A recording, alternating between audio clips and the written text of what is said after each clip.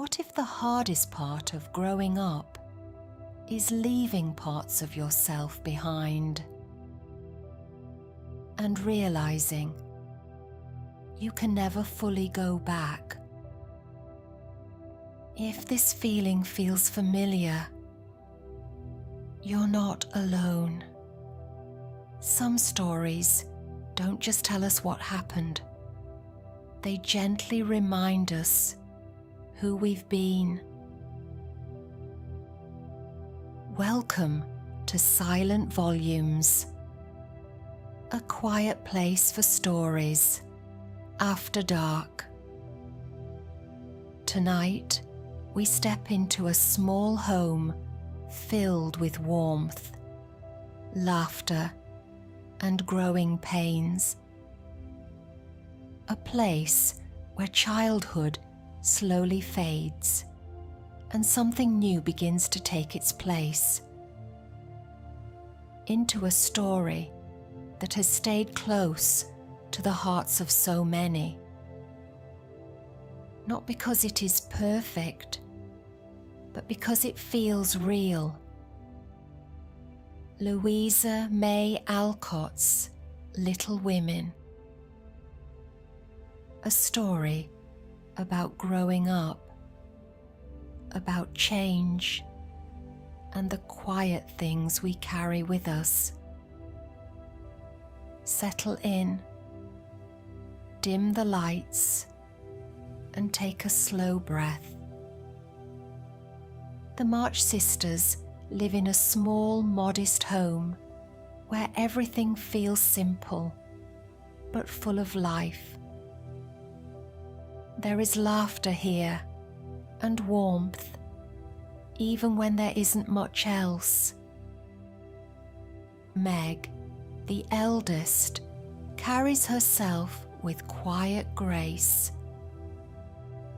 She dreams of beautiful things, of a life that feels a little easier. Jo is different. Restless, curious, always reaching for something just beyond her grasp. She writes stories late into the night, chasing a life that feels bigger than the one she knows. Beth moves more softly through the house. She doesn't ask for much, only quiet and the comfort of being near the people she loves. And then there is Amy. Young, hopeful, still believing the world will unfold just as she imagines. Their father is away, serving as a chaplain in the war. And in his absence, something in the house feels gently incomplete. But their mother, Ma May, holds everything together. With patience, with kindness, and a quiet strength that never asks to be seen. It is Christmas time, and the girls sit together, thinking about what they don't have. Small things, really, but enough to make their hearts feel a little heavy. And yet, even in that feeling, something begins to shift. A question, unspoken, starts to settle between them. What matters more? What we wish for, or what we choose to give? That morning, the house feels especially quiet. Outside, the world is cold, but inside, something soft begins to unfold. The sisters gather around their simple breakfast. It isn't much, but it is theirs. For a moment, they allow themselves to enjoy it. The warmth, the comfort, the small happiness of being together.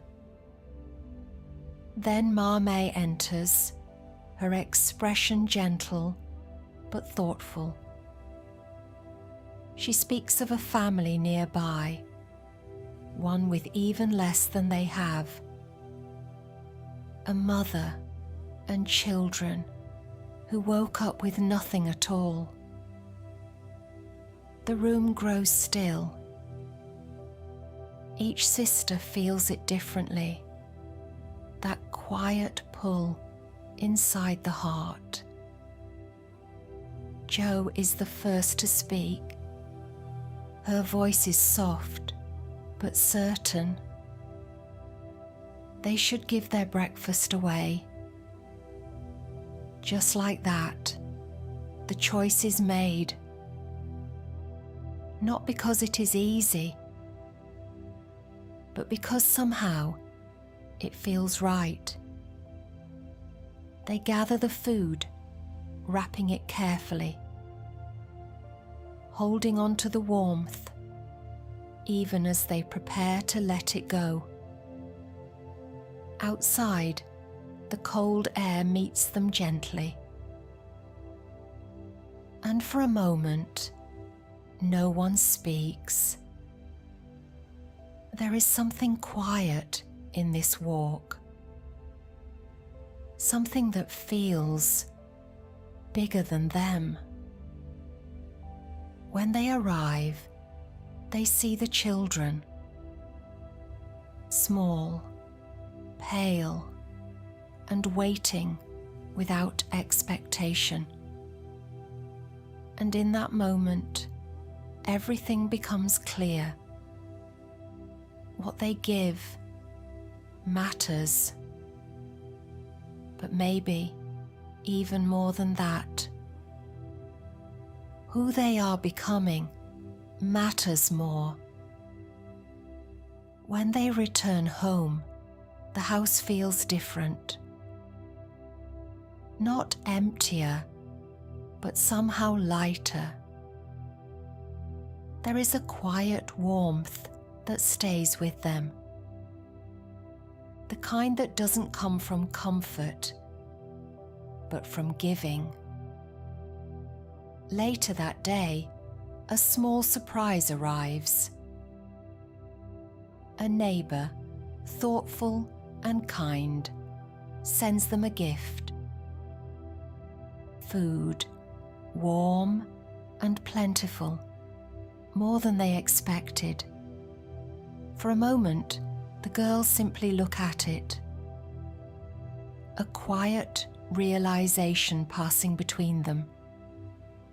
Sometimes, what we give finds its way back to us. Across the street lives a boy, not much older than Jo. Laurie watches their home with quiet curiosity. He has everything they do not. And yet, something feels missing. There is a stillness around him, a kind of loneliness that no comfort seems to fill. Jo notices him first. She always notices the things others might overlook. And slowly, gently, a connection begins. Not loud, not sudden, but real. They talk, they laugh, they share small pieces of themselves, and something shifts. The world, once small and contained, begins to open. There are new paths now, new feelings, not yet fully understood, and the quiet sense that life is about to change. As the days pass, something begins to grow inside Jo. a quiet restlessness she can't quite put into words. She writes constantly, filling pages with stories, worlds where she feels free, where she can be anything. But the real world feels different, smaller somehow, more limiting than she wishes it to be. She watches others, the expectations placed upon them, especially on women, on who they should become. And something in her quietly resists. Not loudly, not in a way anyone would notice at first, but it's there, a feeling that her life could be more than what is already written. Meg begins to step closer to the life she once imagined. Graceful, composed, drawn toward a world of comfort and beauty. Amy follows her own path, dreaming of refinement and admiration. A future that feels polished, almost effortless. And Beth remains the same, quietly kind, finding meaning not in change, but in staying close to what she loves. Jo stands somewhere in between, not fully belonging to any one path.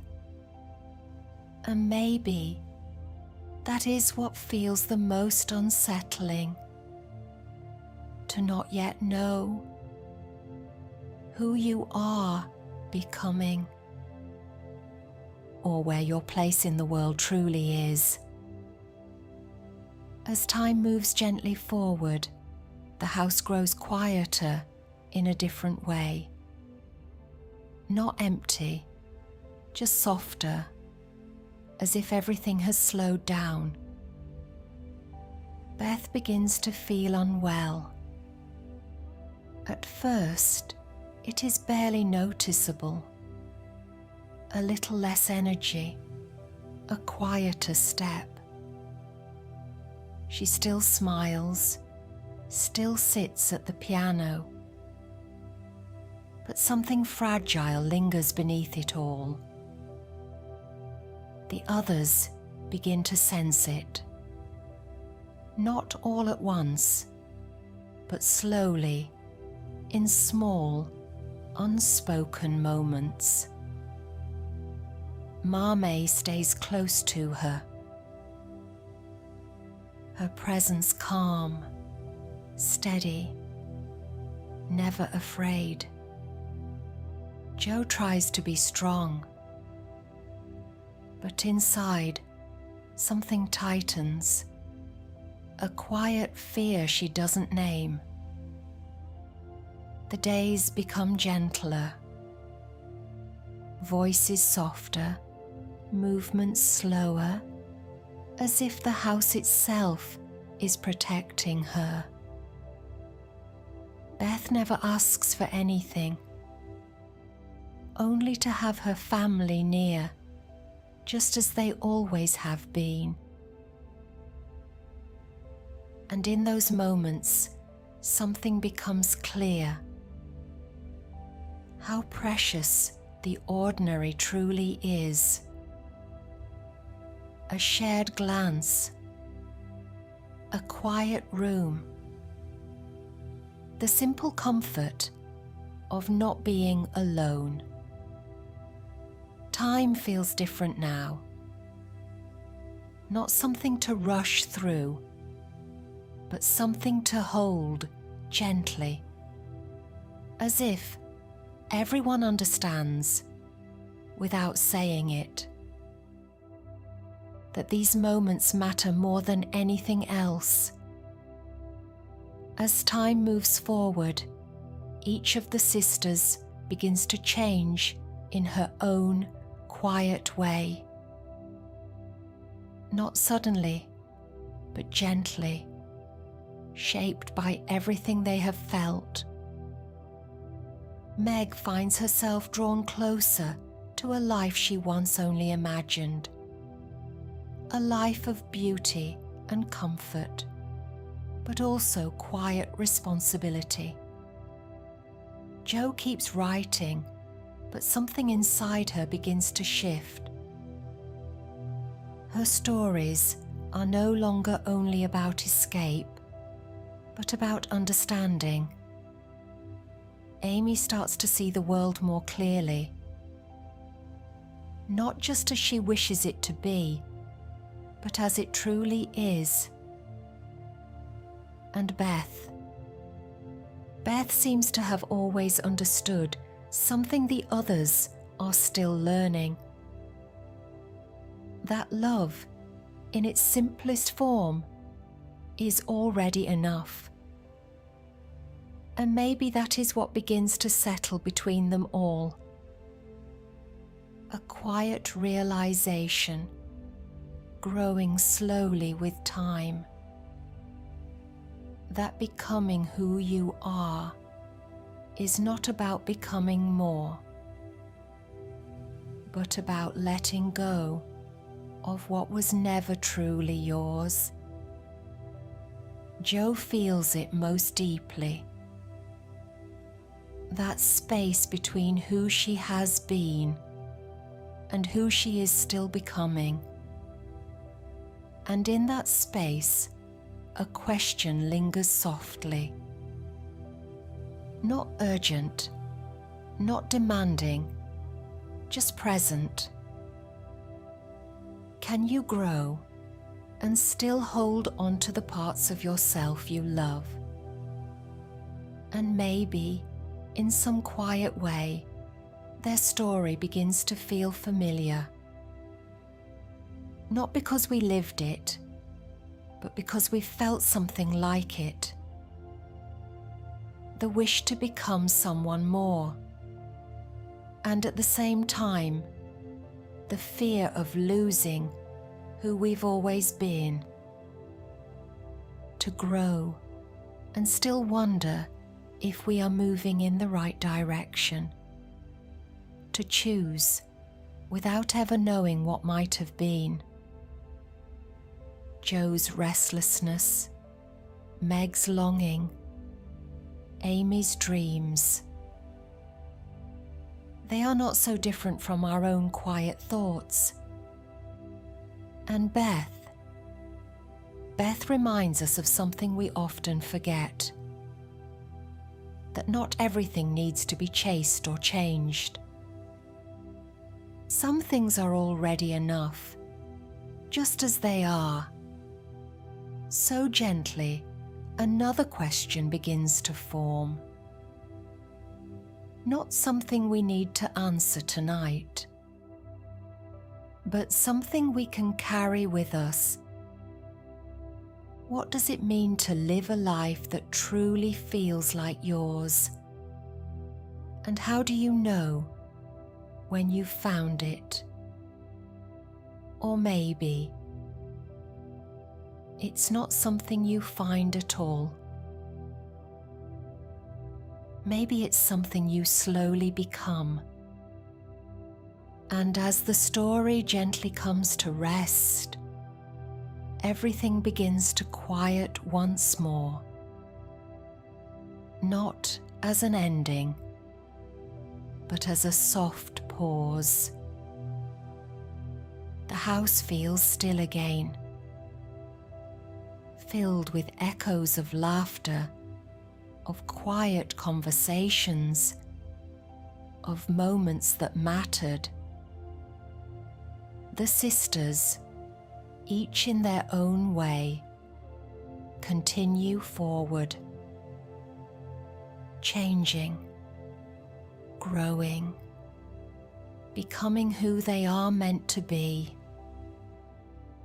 And maybe, somewhere in that journey, we find a reflection of our own, the parts of us we've outgrown, and the parts we still carry gently with us. So now, there is nothing you need to do, nowhere you need to go. Just rest here for a moment. Let the story settle softly in your mind.